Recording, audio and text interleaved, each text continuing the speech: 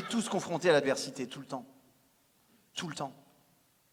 On a toujours des éléments extérieurs qui vont remettre en question notre décision intérieure.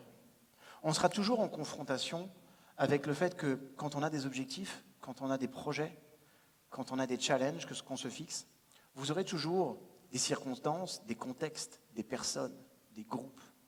Parfois même des personnes qui, sous l'angle d'une grande bienveillance, vous diront « c'est pas possible, t'es gentil, mais tu rêves ». Et c'est juste important de comprendre que cette capacité d'aller jusqu'au bout de ce que l'on veut, c'est une des premières grandes marques de réussite de chacun. Et si vous êtes là ce soir, c'est que vous avez accepté de braver l'adversité, premièrement. Deuxièmement, que vous avez accepté aussi l'idée que les choses pouvaient s'empirer, mais que vous préfériez vivre cette expérience plutôt que les difficultés qui vont aller après.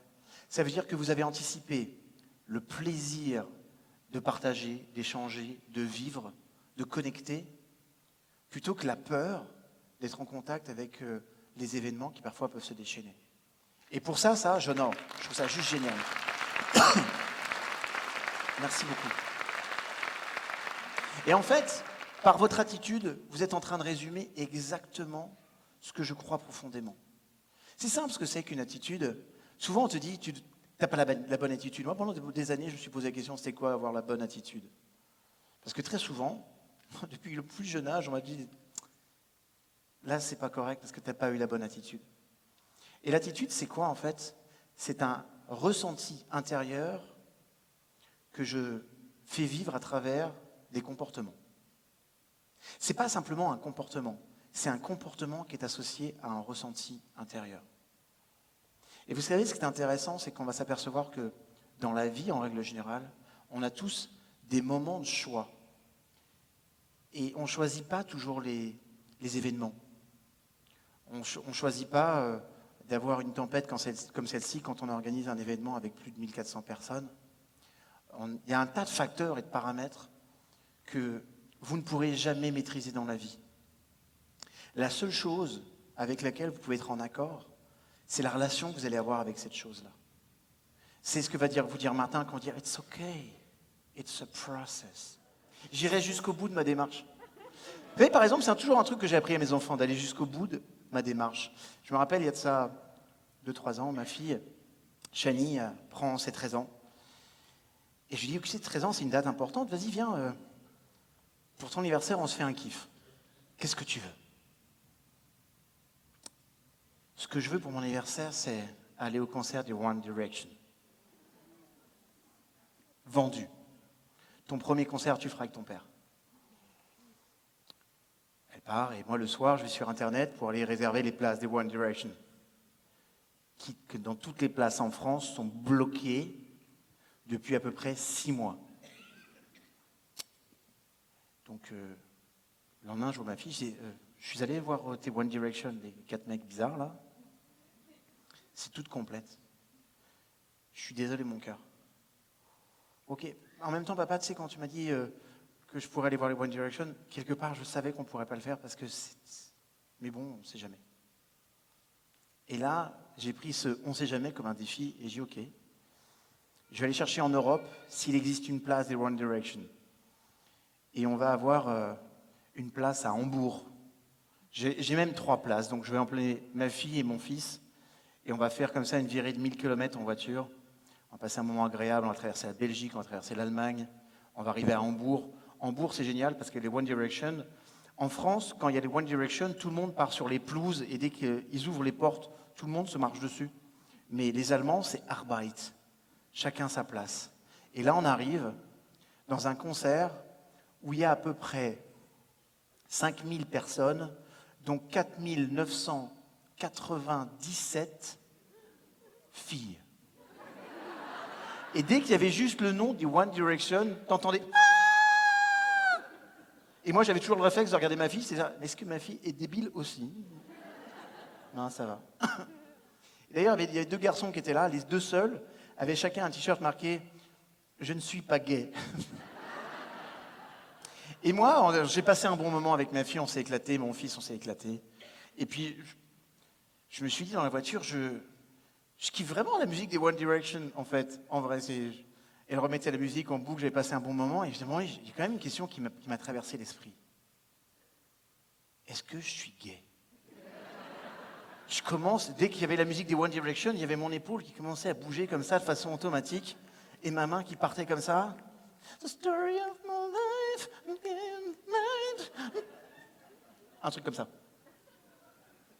Et ça me tourne en tête, puis à un moment donné, ma fille me dit ça, papa? Je dis, écoute, mais chérie, il faut que je partage un truc avec toi. Peut-être que je suis gay. Je dis, papa, qu'est-ce que tu me racontes? Chérie, j'aime la musique des One Direction. Mais c'est pas une raison. Ah, papa, t'es pas gay. Je dis, mais j'aime la musique des One Direction. Mais non. Tu serais un ancien paysagiste qui fait inspire-toi, je comprendrais, mais t'es pas gay, papa. Ça m'a rassuré. Ça m'a super soulagé. Je trouvais ça super sympa. Maintenant, je vais pouvoir commencer ma conférence. Ça, c'est fait. Badaboum, badabim, bim. Ok. Maintenant, c'est une logique. On va rentrer vraiment dans inspire-toi. Inspire-toi. Je vais revenir sur cette notion d'engagement. Je vais revenir sur la logique de choix que nous avons tous et de cette possibilité que Dieu nous a donnée, parce que je crois en Dieu, d'avoir cette liberté de choix. Nous rencontrerons absolument tous des périodes difficiles. Vous le savez, je le sais. Une fois encore, quel rapport j'ai avec la chose? Tiens, je voudrais juste poser une petite question et je vous demande d'être vraiment très franc avec moi. Qui a déjà traversé une période difficile dans sa vie? Et après coup, vous réagissez vite, les canaux. Tu sens que ça, ils ont envie de participer. Ta gang est juste extraordinaire. Qui a rencontré une période difficile dans sa vie et quelque temps après, alors que quand tu étais dedans, tu avais vraiment le sentiment d'être dans la merde jusqu'au cou, là, et quelque temps après, vous êtes dit, de ça a émergé quelque chose de bon dans ma vie qui m'a permis de devenir la personne que je voulais devenir. Levez la main. Vous vous rendez compte? Tout le monde.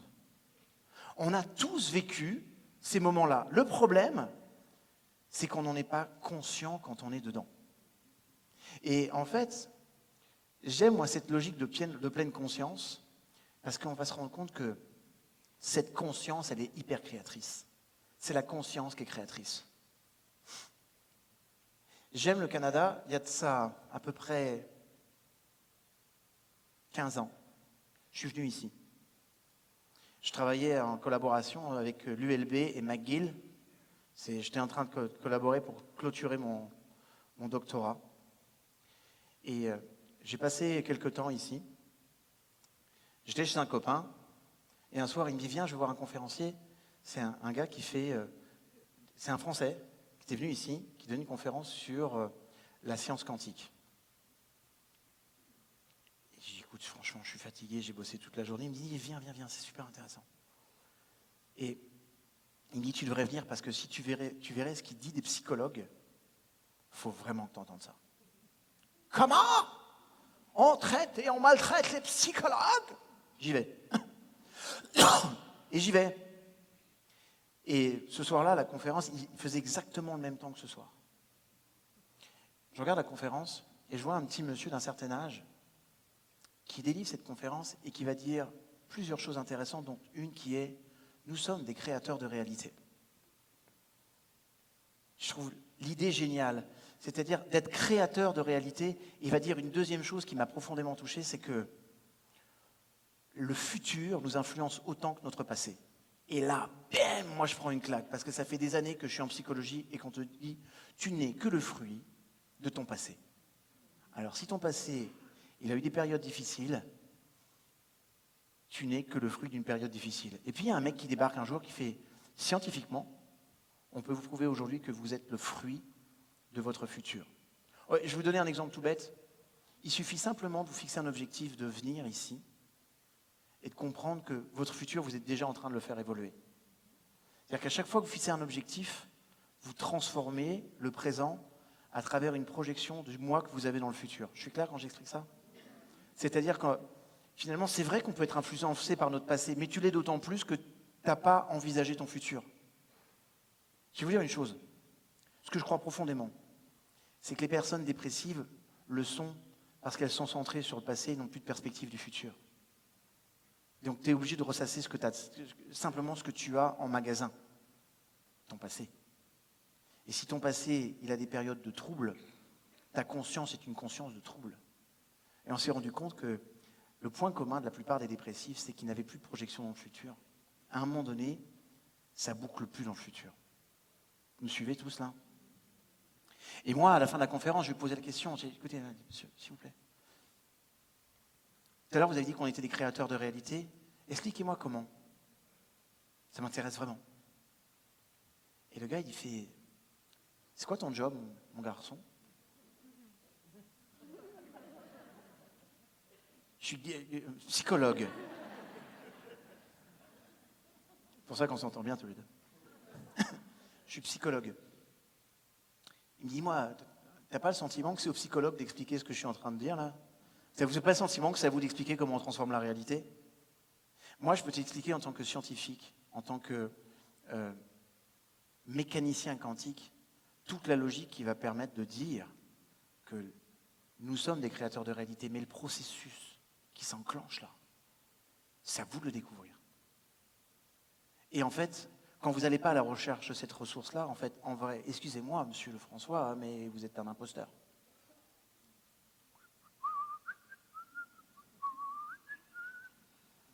Je sors de là avec mon pote va aller à l'appartement et moi je fais ce que je fais habituellement quand je vais assister à une conférence ou quelque chose d'intelligent, je me pose et je prends des notes. Tout de suite j'enregistre les pensées, les réflexions intéressantes et intelligentes. Je me pose dans un bar, je commence à écrire et il y a une personne qui me touche l'épaule qui fait « T'es déjà en train de penser à ça ou pas ?» Et c'était le conférencier qui était là, c'était vraiment fantastique. Et j'ai dit oui, en fait ça m'a interpellé. Et il m'a dit, je vais te donner 2-3 pistes et puis je vais te faire rencontrer 2-3 personnes. J'ai mené une réflexion de 8 ans sur comment être un créateur de réalité. Vous savez ce que j'ai découvert en 8 ans? Ça peut se résumer en 8 minutes, si je tiens le chrono. D'abord, on va définir ce que c'est que la réalité, si vous voulez bien. C'est quelque chose de pas très complexe, la réalité. La réalité, c'est ce que je vis maintenant. Maintenant, c'est ma réalité. Là, tout de suite. C'est ce que je vis. Je vais avoir une réalité professionnelle, je vais avoir une réalité de couple, je vais avoir une réalité personnelle, je vais avoir une réalité parentale, familiale, bref, mes 5 domaines de vie. Et moi, je me suis posé la question, c'est qu'est-ce qui est à la base de cette réalité? Mes expériences. C'est-à-dire que ma réalité, ce que je vis présentement, est la somme de toutes les expériences que je cumule dans le domaine. Par exemple, si ici je suis dans ma réalité, on dit « Comment ça va dans ton couple ?» Si la somme des expériences positives est plus importante que la somme des expériences négatives, quand on pose cette question, tu fais « Écoute, comme tous les couples, il y a des hauts, il y a des bas, mais franchement, ça va très bien. » Maintenant, si la somme des expériences négatives est plus élevée que la somme des expériences négatives, plus élevée que les positives, là, ta réponse, ça sera « Écoute, c'est dur en ce moment. » Et tu commences déjà à embarquer dans une conscience négative. Et je trouvais ça génial. Est-ce que, et je voudrais que vous leviez la main une fois encore, est-ce qu'on a le pouvoir, selon vous, de choisir ou de favoriser des expériences particulières dans notre vie? Ok. Ça veut dire que déjà, je reprends un petit peu plus de pouvoir. Est-ce que je pourrais développer une conscience qui me permettrait de dire, est-ce que cette expérience, elle est bonne pour moi? Donc je me suis posé la question, qu'est-ce qui est à la base de mes expériences? Il y a quelque chose qui l'enclenche, qui déclenche mes comportements. La somme des comportements que tu as va favoriser les expériences que tu vas vivre, qui vont eux-mêmes favoriser la réalité dans laquelle tu vas être. Et ces comportements, vous savez, ils sont très simples. Ils sont négatifs, positifs. Si je rentre le soir, après une journée de travail complexe, je suis fatigué, je suis en colère, je suis énervé parce que il y avait Dupont aujourd'hui, le fameux Dupont, mon espèce de connard de manager. Et ma femme va me dire, t'as passé une bonne journée, mon cœur? Pardon? Est-ce que tu répètes la question? Une bonne journée? Mais tu te fous de moi, quoi? Tu savais très bien que j'avais du pont? Alors, j'ai du pont aujourd'hui, tu sais très bien que j'ai du pont aujourd'hui, mais tu me poses la question, on croirait que t'en fais exprès. Je suis pas sûr qu'il repose la question souvent. Et un jour, c'est le même mec qui te dira, ma femme ne s'intéresse pas à moi. Classique. Ok? Et si je ramène Dupont tous les soirs, et qu'elle, dans sa bienveillance, elle me pose régulièrement la question, que je vais enclencher tous ces comportements, et bien comme je vais m'énerver, un jour elle va dire, tu sais quoi, je commence à en avoir marre de ton Dupont, t'as qu'à régler tes affaires avec lui, comporte-toi comme un homme. Et là, je vais commencer à enclencher des expériences pourries. Et vous savez quoi? Si j'enclenche ça le vendredi soir, tout mon week-end il est naze. C'est comme ça. La somme des comportements qui sont les miens vont déterminer toutes les expériences que je vais avoir. Alors une autre question, est-ce que j'ai le pouvoir de choisir mes comportements selon vous? Ok. Et donc là, je reprends en puissance et en pouvoir. Alors la vraie question que je pourrais me poser, c'est est-ce que il y a quelque chose à la base de mes comportements? Bien sûr. Les émotions. Émotions. Et mauvais. En fait, en termes d'émotions, quand je parle d'émotions, c'est un abus de langage. Je ne devrais pas vous parler d'émotions. Parce que les émotions sont archaïques. Les émotions archaïques, on ne les vit que très rarement. Je devrais plutôt vous parler de ressenti, de sentiment, sentimental, un ressenti qui vient du mental. Voilà. Vous venez de vivre une émotion. Ce qui se passe quand vous vivez une émotion, c'est tu réagis physiquement. Et après tu te dis, il est vraiment débile celui-là. Ça veut dire que ton corps se met dans un instinct de survie. Barre-toi! Pars! Et après fini. Non, tout est ok, c'est lui qui est fou. Ok? Mais ça, en fait, vous le vivrez que très rarement. Et des conférenciers cons comme moi, vous n'en aurez pas beaucoup, en fait. Non, soyez sécures. Mais le ressenti mental, un sentiment, un ressenti qui vient du mental, ça, c'est quelque chose d'essentiel. Et ça, vous en avez tous les jours. Et c'est à peu près 99% des ressentis que vous avez.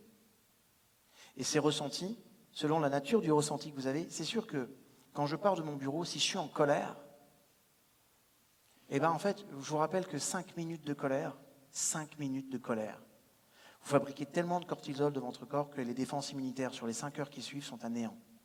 Parce qu'il faut expulser ça, parce que la dose n'est pas supportable. Et le cortisol va attaquer dans le cerveau l'hippocampe, ce qui va accentuer sa réduction. Okay. Maintenant aussi, ce que vous devez savoir, c'est que pendant ces 5 heures, votre état entier est à fleur de peau. C'est-à-dire que c'est le moment où ta femme va te dire « Comment ça va ?» T'es gavé de cortisol. Et en fait, ta biochimie va enclencher tout un schéma émotionnel. T'as pas obligatoirement envie d'être agressif, t'as pas obligatoirement envie d'être nerveux, de mal répondre à ton épouse, et tu le fais quand même. Parce que t'es gorgé de cortisol. Dommage. Parce que ce sentiment-là va faire que, comme tu es là-dedans, dès qu'il va y avoir la moindre interaction avec l'autre, bim, comportement négatif, tu multiplies ces états-là, expérience négative, réalité, la merde. C'est comme ça que ça se passe. Tout le monde me suit? Levez la main si c'est OK. Génial, merci. Est-ce qu'il y a quelque chose qui est à la base de mes sentiments? Et naturellement, sentimental, mes pensées. Mes pensées. La somme des pensées, vous avez 60 000 pensées par jour. 60 000 pensées par jour. 98% d'entre elles sont les mêmes qu'hier. Je veux juste que vous preniez conscience de ça. C'est-à-dire qu'on pense que nos journées sont nouvelles, différentes, inspirantes. Elles le sont. Mais quand vous vivez cette différence, vous la vivez à travers 2% d'une réflexion consciente. Le reste, c'est de l'arrosage automatique.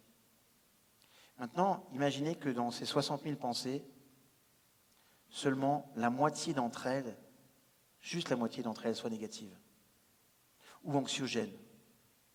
Dans ces 60 000 pensées, vous poserez à peu près 5 000 questions par jour. Okay. Parmi ces questions, il y en a qui ne vont pas changer votre vie. Est-ce que je mets une chemise bleue, une chemise blanche? J'aurais mis une chemise blanche, vous n'auriez pas voulu, je pense pas. Ça n'aurait pas changé mon karma. Ok.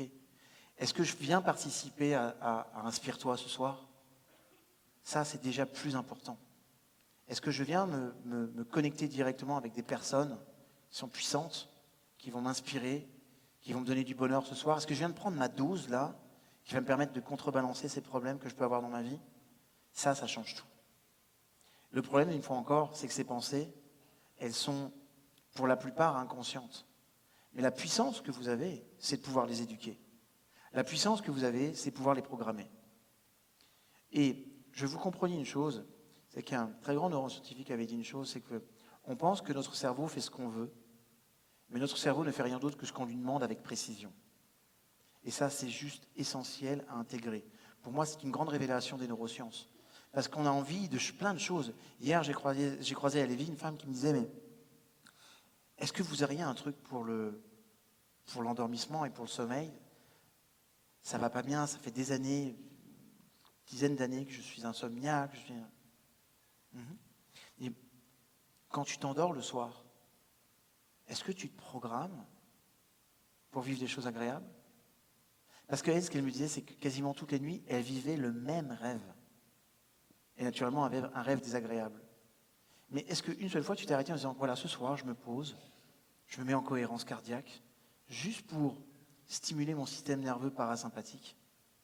Et dans ce système nerveux parasympathique, je vais avoir une proposition et une ouverture sur mon lobe préfrontal qui va être beaucoup plus grand. Et à ce moment-là, je vais pouvoir commencer à faire quoi? À projeter mon imaginaire beaucoup plus facilement et beaucoup plus de façon invasive dans toute ma neurologie. Et à ce moment-là, je vais pouvoir dire, ok, cette nuit, demain matin, je me réveille à 7 heures, en pleine forme. J'ai dormi profondément, je me suis reposé, je me suis ressourcé, et je choisis cette nuit de faire des rêves agréables. Et ça, ma chérie, pendant les 3 prochains mois, tous les soirs, tu te mets 5 minutes de cohérence cardiaque avant de t'endormir, et tu te répètes en boucle cette phrase-là au moins 10 fois. Et observe ce qui va se passer. Tu vas éduquer ton cerveau. Tu vas faire des demandes fortes. Donc vous avez compris que mes pensées vont générer mes sentiments, qui vont eux-mêmes générer mes comportements, qui vont eux-mêmes générer les expériences de ma vie, qui eux vont constituer l'ensemble de ma réalité. Vous me suivez tous? Ok. Y a-t-il quelque chose au-delà des pensées? Ah ouais, les croyances. Mes croyances. Les croyances, ce sont ce qu'on appelle des pensées supérieures, qu'on pourrait aussi appeler des pensées racines, qui sont à la base de l'organisation et de la structuration des autres pensées. Les croyances, nous en avons tous. 80% d'entre elles ne nous appartiennent pas. Elles nous ont été transmises. Alors, si on a eu la chance d'avoir un capital parental, un capital éducationnel fort et puissant, qui nous a transmis des visions du monde positives, c'est good, c'est bien. C'est pas toujours le cas. C'est pas toujours le cas. Et ce que je crois profondément, c'est que être adulte, c'est être capable à un moment donné de se poser sur qu'est-ce que je crois profondément. Maintenant, je vais juste vous raconter une chose, c'est que les croyances, en fait, ce n'est rien d'autre que quelque chose que je me raconte à moi-même et à laquelle j'ai choisi d'adhérer.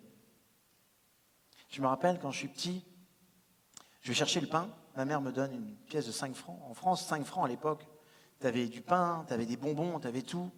Et moi, j'ai la baguette d'un côté, j'ai mon paquet de bonbons de l'autre et je m'empresse de courir pour partager ça avec mon frère jumeau. Pourquoi je vous dis ça? Parce que mon frère jumeau, lui, ne partageait pas. Mais comme vous connaissez ma propension à la vengeance, je m'en suis occupé. Là, je cours et boum, je rentre dans une personne, je lève la tête et là, je vois un barbu qui me met une baffe monumentale. Je rentre chez moi et je vais voir ma mère. Ah bon, il y a un barbu qui m'a frappé. Premier contact avec les barbus. Après, je vais arriver à ce qu'on appelle en France en CM2. Je dois avoir 6 ou 7 ans. Et j'ai un prof qui s'appelle Monsieur Webel. Monsieur Webel, c'est le genre de choses, ce genre de prof, si un jour tu le vois traverser la route et que tu es dans ta voiture t'accélères. Et tu klaxonnes pour dire « Hey, souvenir !» Monsieur Webel, il avait un truc extraordinaire qui m'a prouvé que les cheveux étaient reliés à notre anus.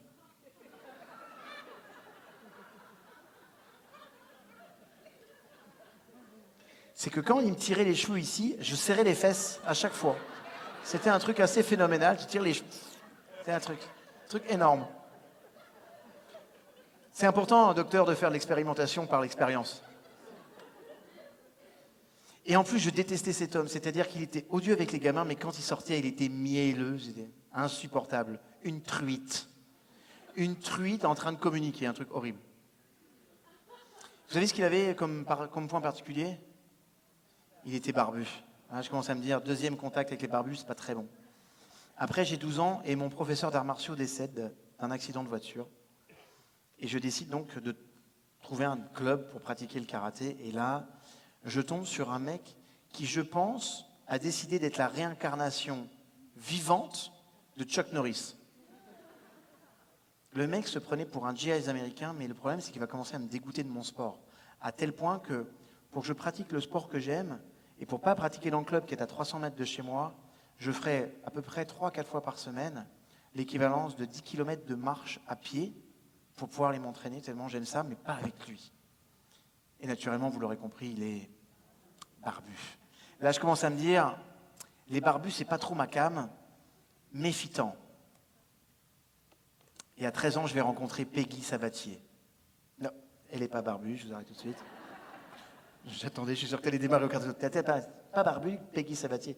Non, elle est mignonne comme tout, mais son père ne veut absolument pas que je la fréquente. Ce que je comprends après quand j'ai une fille. Et lui, il est... Et donc là, ça va être la 5e expérience où là, je me dis, écoute-moi bien. David, les barbus, dès que t'en croises un, tu l'évites. Ok ? Maintenant, vous le savez tous que 93% de notre communication est non verbale. En tout cas, elle fait partie du langage universel du corps. C'est-à-dire que si un jour je demande à ma femme, chérie, tu m'aimes ? Bah, évidemment.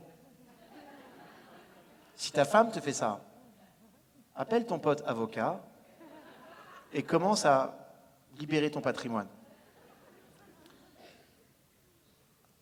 Mais quand je suis dans la situation là, quand un barbu vient me voir, avec mes mots, je vais lui dire « Bienvenue ». Mais avec mon corps, je vais dire « Ne rentre pas dans ma sphère ». Et en fait, je vais, grâce à mes neurones miroirs, lui envoyer une information très forte, c'est « Je t'aime pas ». Et quand tu reçois un « Je t'aime pas » en pleine tronche, t'as pas envie d'être avenant obligatoirement, quoi. Et vous savez ce qui va se passer ? Son comportement avec moi, il va pas être agréable. Et vous savez ce que je vais faire ? Je vais dire, bah, regarde-moi bien, je t'avais dit, les barbus, c'est des cons. Mais regarde comment ils se comportent. Mais j'ai déclenché ça et j'ai créé ça de toutes pièces à travers mon système de croyance. C'est pour ça qu'on dit que c'est la croyance qui conditionne l'expérience. Vous me suivez ? C'est-à-dire qu'on croit que les réactions qu'on génère, elles sont pas graves. On n'en a même pas conscience la plupart du temps. Et on va se dire, t'as vu comment ils se comportent ? T'as vu comment ils sont ?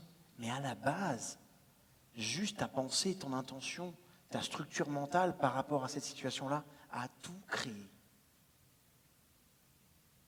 Est-ce qu'il y a quelque chose qui est à la base de mes croyances ? Bien sûr. Mon identité. Mon identité. Un jour, il y a un monsieur qui se promène dans une montagne près de l'Égypte. Ça s'appelle le mont Sinaï. Cet homme s'appelle Moshe. Son vrai nom, ça sera Moshe Rabbeinu, mais vous le connaissez sous le nom de Moïse.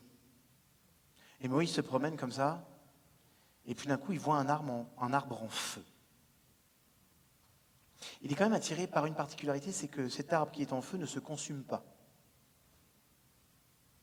Il va s'approcher de l'arbre, et quand il s'approche de l'arbre, l'arbre lui parle.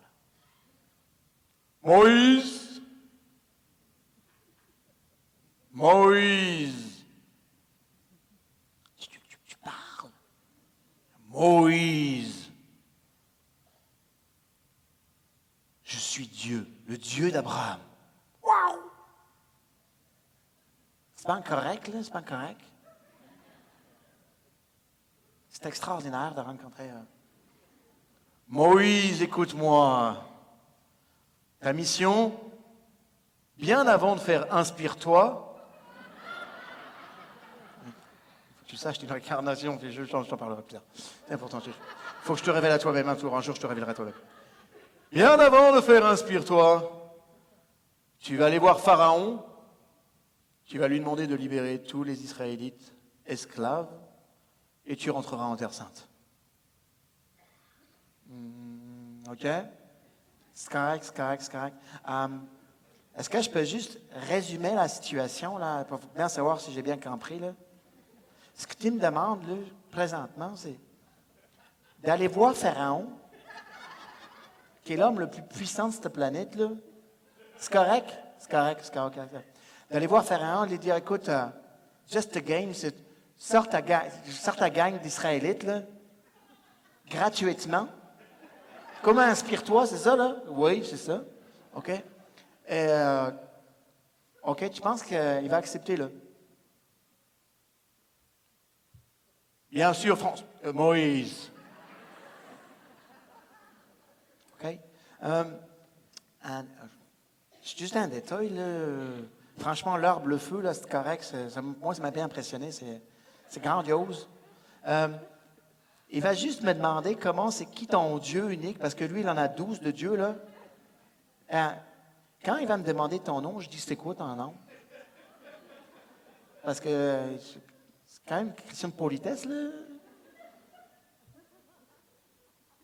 Et là, la traduction, en fait, littérale, quand tu analyses un petit peu l'hébreu de façon sérieuse, tu as 3 possibilités de grille de lecture. Le premier, c'est « je suis ce que je serai ». Le deuxième, c'est « je suis ce que je suis ». Et le troisième, c'est « je suis ça, je suis ». Et compte tenu de la littéralité de la structure de la phrase, on a ces 3 possibilités-là. Moi, je me serais dit, OK, je suis, c'est pas Martin, c'est correct, François, c'est correct, David Lefrançois, c'est correct quand même, ça claque bien comme... Mais Moïse, il va partir avec ça. Et vous savez ce qu'elle explique, cette parabole, en vrai? C'est que tout ce que tu mets derrière le mot « je suis », tu le deviens.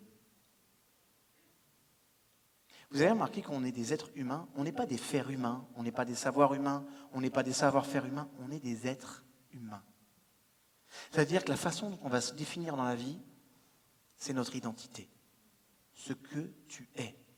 C'est pour ça que le plus grand de nos contemporains, Shakespeare, a dit « être ou ne pas être ». Telle est la question. C'est juste, telle est la question. Tu es ou tu es pas? Tu es sincère avec tes valeurs? Tu es aligné avec tes valeurs ou tu ne l'es pas?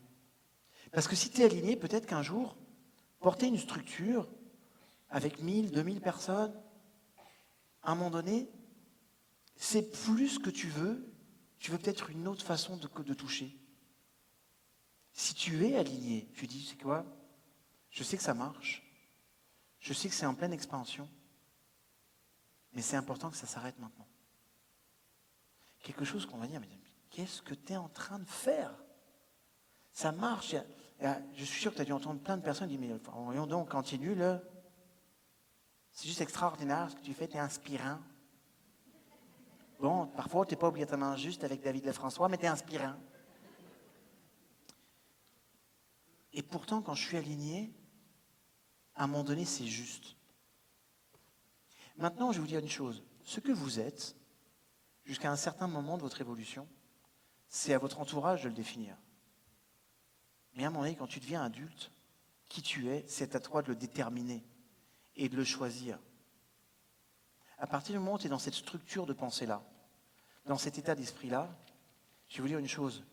Ce que j'ai adoré tout à l'heure dans votre conférence, c'est quand vous nous dites finalement, il y a de la malléabilité et de la transformation dans notre ADN. C'est-à-dire la structure que l'on croyait la plus aboutie, la plus... On parle de déterminisme biologique quand on parle de l'ADN, merde. Et aujourd'hui, la science est en train de dire, mais même ton ADN, elle bouge, elle évolue, elle se restructure, elle change. Si ton ADN change, toi, tu peux changer. Et c'est important un jour de faire ce qu'on appelle une déclaration. Voilà qui je suis. Voilà qui je choisis d'être.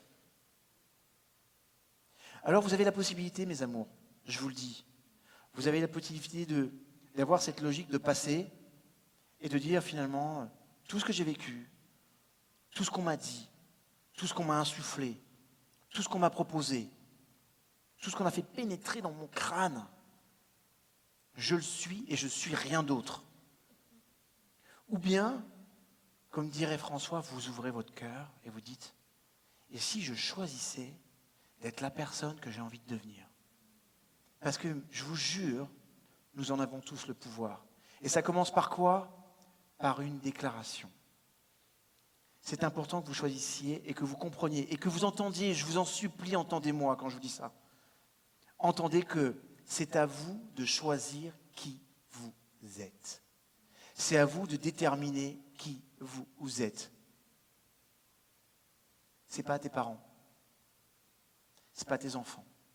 C'est pas à tes associés. C'est surtout pas à tes ex. Tous les hommes de cette salle vont comprendre de quoi je parle. Les femmes aussi. Non.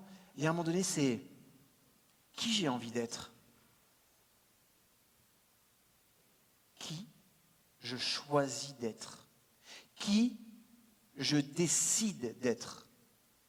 Être est le fruit d'une décision. Une décision, ça vient de décéder. Décéder, ça veut dire couper. Vas-y, tranche. Tranche avec ton passé. Tranche avec ce qu'on a dit que tu étais. Tranche avec les étiquettes. N'écoute que toi. Et par quoi ça commence? Inspire-toi. Et comment tu commences à t'inspirer? Par dire, voilà qui je choisis d'être maintenant. Peut-être que dans mon passé, je n'ai pas été toujours courageux. Peut-être que j'ai été un con avec les femmes. Peut-être que j'ai été feignant parce que je n'ai pas tout donné quand je devais tout donner. Peut-être que je n'ai pas été assez ouvert d'esprit. Peut-être que j'ai été mesquin. Mais maintenant, là, tout de suite, à cet instant, à cette seconde, je choisis de vivre et d'être la version la plus grandiose de qui je suis. Et je vais réfléchir juste à ça. À quoi ça ressemblerait si j'étais cette personne-là? Un jour, je donnais une conférence à Lausanne, au CIO de Lausanne, et j'expliquais la modélisation des sportifs de haut niveau et comment, en portant notre attention sur la modélisation des systèmes de croyances et l'intégration de ces systèmes de croyances à son schéma de pensée, on pouvait se rapprocher des plus grands. Je fais un carton dans cette conférence. Pour la première fois, les fédérations, quasiment toutes les fédérations, j'avais tous les directeurs de fédérations européennes, olympiques, entendaient de dire « faites rentrer et pénétrer le mental de plus en plus dans vos stratégies ». À la fin, il y a un petit banquet, il y a un petit monsieur qui vient me voir et qui me dit « Vous savez, j'ai vraiment adoré votre conférence. J'ai adoré, vraiment. Ça m'a beaucoup marqué. Il y a juste un point avec lequel je ne suis pas d'accord. Je serais très heureux de l'entendre. Mais il me dit, si en fait vous modélisez le numéro 1, vous serez toujours le numéro 2. Parce qu'il aura toujours un coup d'avance. Je lui dis, c'est pas faux. Mais le fait de modéliser le numéro 1 vous permet de vous rapprocher de lui. Il me dit, oui, c'est toute la différence chez nous, parce qu'on a une approche qui est différente de la modélisation par l'innovation. Je lui dis, c'est qui chez vous? Et là, il me sort sa carte, et j'avais en face de moi Jean Todt de l'équipe Ferrari. C'est-à-dire le plus grand coach de tous les temps, de toutes les écuries de course. Je prends ça, et moi, je percute. Je ne connaissais pas obligatoirement, mais je percute qui j'ai en face de moi. Et nous, chez Ferrari, je vais expliquer ce qu'on fait. Quand on a un véhicule, on l'éclate. Les pneus, les freins, l'accélération, le refroidissement, l'aérodynamique, l'électronique, on éclate. Dans chacun de ces domaines, on se pose une question. C'est qui le meilleur du monde? Maintenant, tout de suite, là maintenant, le meilleur du monde dans ce domaine, c'est qui? Et une fois qu'on l'a trouvé, on se dit, ok, lui là, qu'est-ce qu'il va devenir dans 10 ans? Et c'est ça qu'on modélise. Génial. Vous savez quoi? J'ai travaillé juste avec ces idées, avec les plus grands groupes français du CAC 40, juste pour leur dire, venez, j'ai un outil pour vous pour faire de la prospective. Et quand ils venaient me voir, je dis, vous savez quoi? On va éclater votre boutique. On va le faire et on va travailler sur c'est qui le meilleur et qu'est-ce qui va devenir dans 10 ans. Je fais un carton avec cette approche. Un carton, juste une idée. J'ai travaillé avec les plus grands groupes grâce à cette idée. Et j'ai trouvé ça génial. Vous savez, écoutez-moi bien, je vous le jure que c'est vrai. Dans 10 ans, vous direz tous, si seulement j'avais 10 ans de moins. Mais vous les avez aujourd'hui. Non mais prenez juste conscience de ça. Vous les avez aujourd'hui. Pourquoi attendre? Merci. Pourquoi attendre? Pourquoi tu attends? Détermine qui tu vas être dans 10 ans. Prends-toi le meilleur. Et j'ai adoré tout à l'heure dans ta présentation, tu m'as dit, j'avais un rêve et j'ai pris le risque de louer les salles. Non, pas une partie, les 10. J'avais pas un conférencier. Est-ce qu'il a réagi comme quelqu'un qui était sûr de sa réussite, dans l'amour, avec les risques qui vont avec? Parce que quand tu aimes, tu prends des risques. Parce que quand tu aimes, quand tu accueilles ton plus grand amour, quel que soit le domaine, ton job, ton couple, tu accueilleras toujours avec ta plus grande peur, celui de perdre. Mais maintenant, si tu es centré sur l'amour, tu n'as juste aucun problème. Parce que les choses, elles vont se faire. Après, c'est juste d'être dans la foi. Vous savez, il y a un moment quand tu fais un saut élastique, il y a juste un moment où il faut que tu sautes, quoi. Tu peux flipper, tu peux te poser des questions, tu peux avoir peur, mais à un moment donné, il va y avoir ce qu'on appelle la rupture d'équilibre. Et dans ces cas-là, tu sais que quoi qu'il arrive, tu vas sauter. Il y en a qui essayent de se raccrocher. Il y en a qui disent, ok, je suis parti, et bien maintenant j'ouvre. Et je profite du moment. C'est-à-dire que quand tu te lances, c'est important de comprendre que dans 10 ans, vous serez le fruit de votre réflexion, des pensées, des croyances, des comportements, des expériences, de votre réalité. Tout ça, là, va constituer ce que vous êtes demain. À vous de choisir maintenant, à cette seconde, à vous de choisir en votre âme et conscience ce que vous allez être, qui vous allez devenir, et de vous mettre en cohérence à travers le geste maintenant. Si vous avez envie d'être la personne la plus grandiose de qui vous êtes, c'est le meilleur choix que vous puissiez faire de toute votre vie. Et après, assumez-le. Faites comme si c'était vrai maintenant. Est-ce que François s'est comporté avec une attitude d'abondance ou pas? Qui pense que c'est oui? Ok. Est-ce que vous pensez que s'il n'avait loué qu'une toute petite partie de salle en pensant que déjà s'il avait ça, ce serait bien, est-ce qu'il aurait eu le même résultat ou pas? Ah, ok. Ça veut dire qu'à un moment donné, tu dois choisir qui tu as envie d'être et tu dois l'assumer à travers tes actes. Quand tu choisis d'assumer qui tu es à travers tes actes, il y a un mot pour ça. Ça s'appelle la réalisation. Te réaliser, c'est être en accord avec qui tu es, dans ta version la plus grandiose, et de le vivre. Est-ce que vous rencontrerez des problèmes? Sûrement. Est-ce que ça sera facile? Pas toujours. Maintenant, levez la main si vous pensez que ça en vaut la peine. Good. Oui, alors j'adore ces trucs-là. On va dire, est-ce que ça en vaut la joie? Sûrement. Mais je vais vraiment dire, ça en vaut la peine. Parce qu'il y a aussi quelque chose qu'il faut aussi intégrer. Dans cet univers du développement personnel, moi, je me suis toujours positionné comme un scientifique. J'aime l'amour, j'aime le bonheur, j'aime la joie. Je cultive ça au quotidien, je me marre sans arrêt. Sans arrêt. Et dès que je peux me marrer d'une situation, je le fais. J'essaye de mettre la joie partout. Mais j'accepte aussi d'avoir de la peine. J'accepte aussi que les choses, pour obtenir ce que tu veux, ça demande de la douleur.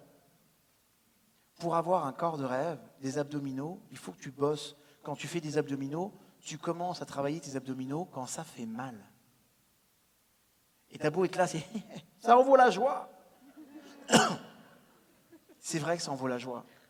Mais si tu acceptes la douleur, je veux dire une chose, le problème des personnes qui ne se réalisent pas, c'est très souvent à cause de ça. C'est qu'ils n'ont pas intégré que pour obtenir ce que tu veux, il y a un prix à payer. Et c'est important d'être dans l'amour, dans la conviction. Mais c'est aussi important de comprendre que tout a un prix. C'est ce que j'ai compris, moi, à travers le sport de haut niveau. Tu ne deviens pas champion par hasard. Tous les champions s'entraînent. Vous avez remarqué que les champions, ils s'entraînent tous les jours. Tous les jours. C'est-à-dire qu'il y en a un qui pourrait dire, bon, c'est bon, maintenant c'est acquis, le geste, il est acquis. Aujourd'hui, je vais travailler mon mental. Sur le canapé. Rien que quand je dis ça, c'est risible. Parce que tu comprends que le mec, là, tous les jours, il va affûter son geste. C'est basique. Il va renforcer son cardio. Il va renforcer sa puissance musculaire. Il va déclencher plus d'explosivité. Il va accentuer sa récupération. Il va travailler son mental. Il va développer de la stratégie. Tout ça, ça prend du temps. Mais je veux dire une chose, mes seigneurs. D'avoir de la douleur, ce n'est pas un problème. La douleur, tu l'acceptes quand tu as mis profondément du sens dans ce que tu fais. Si je vous demande, par exemple, de soulever un poids de 1 kg ou 2 kg à bout de bras, tous, même si vous êtes très musclés, au bout de 2 minutes max, ça tombe par terre. C'est comme ça. Ça s'appelle la dimension musculaire. Gaëtan m'expliquerait ça beaucoup mieux que moi.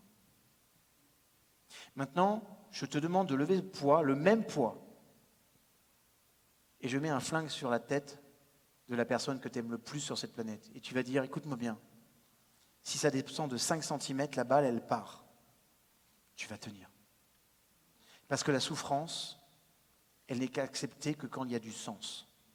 Se réaliser, poser des actions concrètes, vous pourriez qu'organiser tout ça, c'est pas des emmerdes, en vrai.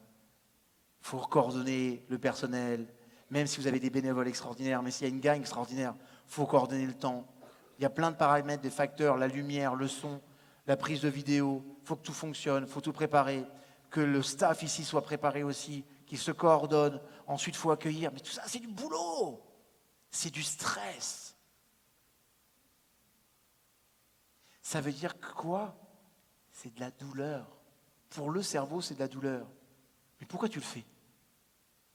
Parce que le sens profond de l'événement est plus grand que le stress qu'il t'amène. Et pourquoi il va arrêter? Parce que la logique stratégique le connaissant, la façon d'organiser, de structurer et de vous toucher, elle est déjà préparée. Parce que sinon, il n'aurait pas arrêté. Parce que ça donne et ça génère beaucoup trop de sens. Tout le monde me suit? C'est la raison pour laquelle votre réalité, là, elle dépend de toute cette chaîne. Quand on est dans une industrie, quand on est dans une entreprise, on parle de la chaîne de fabrication. Et il y a des personnes qui ont développé une idée qu'on appelle la qualité totale. Le Kaizen, c'est-à-dire cette stratégie d'amélioration constante, elle vient de l'univers de la qualité totale. Et vous savez d'où ça vient, l'univers de la qualité totale? Où ça a été créé? La qualité totale a été créée pendant la Seconde Guerre mondiale. Parce que les Américains s'étaient rendus compte que leurs obus n'explosaient pas assez. Donc ils ont fait appel à un consultant qui a dit « Ok, stop, on va revoir toute la chaîne de fabrication et on va écrire quel est le meilleur comportement, la meilleure façon de faire la chose ici. Puis là, puis là, puis là. Et si on améliore la qualité dans tous ces compartiments-là, à la fin, on aura un produit fini, parfait, et les bombes vont exploser. » Et ils sont passés, écoutez-moi bien, de 42% d'explosion de bombes à 98%. À tel point que ce même consultant sera appelé par les Japonais qui ont repris ces mêmes obus, qui ont dit, écoutez, maintenant c'est bien, mais venez faire de la qualité totale dans nos entreprises à nous. Pas rancunier le Japonais. Et si on faisait de la qualité totale dans notre vie? Et si je me posais à un moment donné, c'est quoi l'identité? C'est quoi mon identité? Par quelle idée je me définis? Quand je pense à moi, qu'est-ce que je dis après le mot « je suis » ? Et vous savez quoi là? Ce chant, il est ouvert, mes amours. Je suis malheureux, je suis pas bien, je suis angoissé. Ok, maintenant qu'est-ce que je veux écrire tous les jours? Je suis heureux.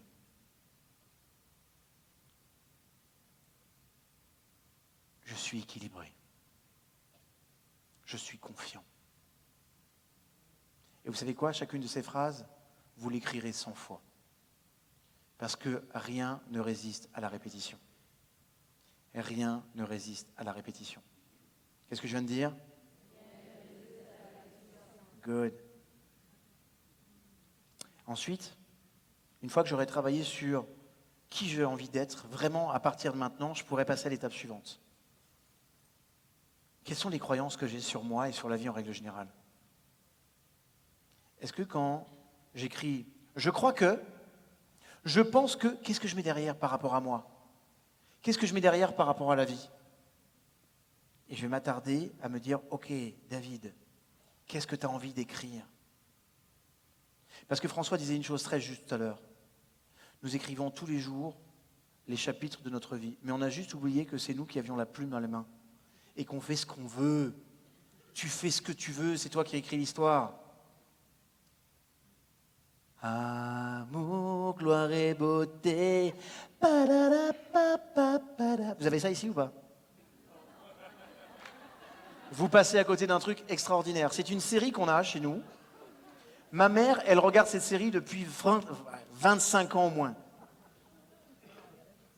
Il y a toutes les... Il y a Brooke, il y a Clayton. Ah, Brooke! Ok, vous avez certainement avec un autre nom, mais il y a Brooke. Ok. Brooke, qui a quand même couché avec toute la famille. Le père, le frère, la mère, les sœurs. Moi, quand elle regarde le chien, je flippe dans l'émission. Et ce qui est intéressant, c'est que à chaque fois que je vais voir ma mère, on se prend un moment tous les deux, puis on regarde Amour, gloire et beauté. Et ma mère me fait le résumé. Alors, je ne sais pas pour vous, mais moi, ma mère, quand elle me fait un résumé de film, c'est pas un résumé. Elle te fait le film à la seconde près.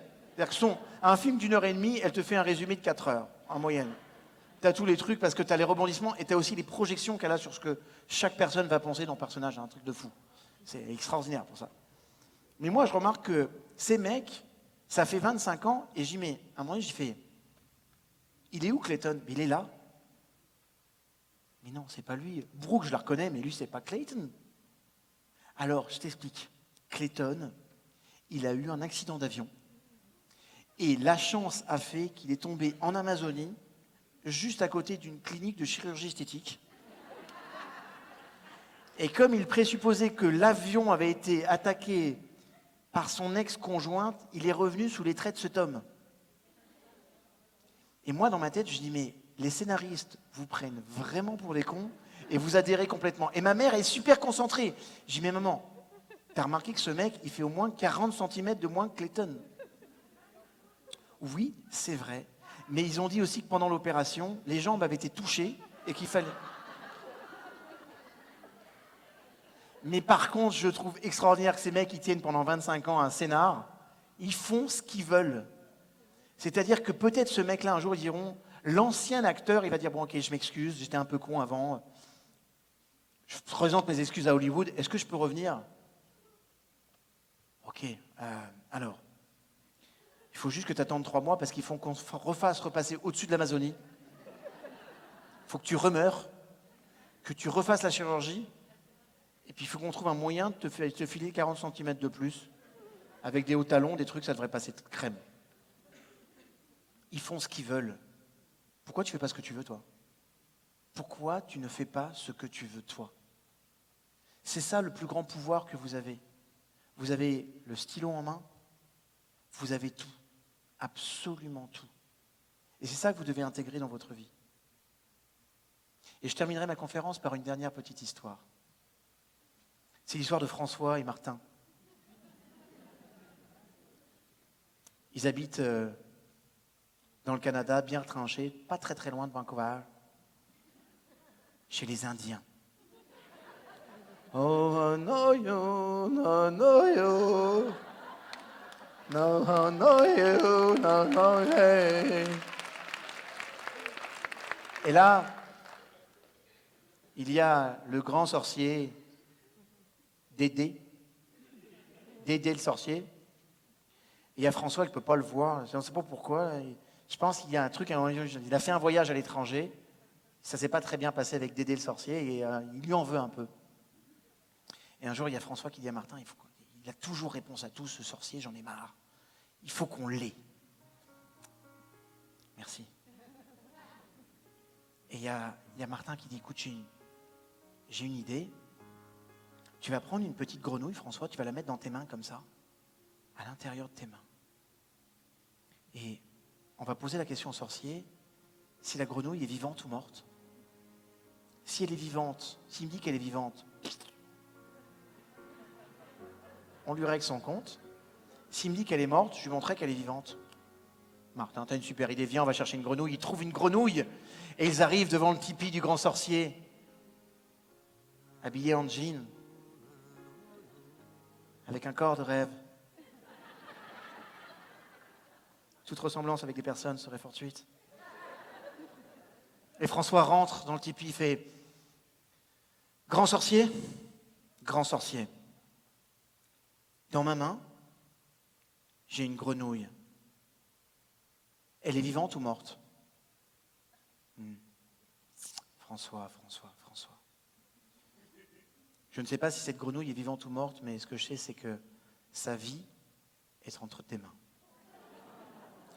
Vous savez,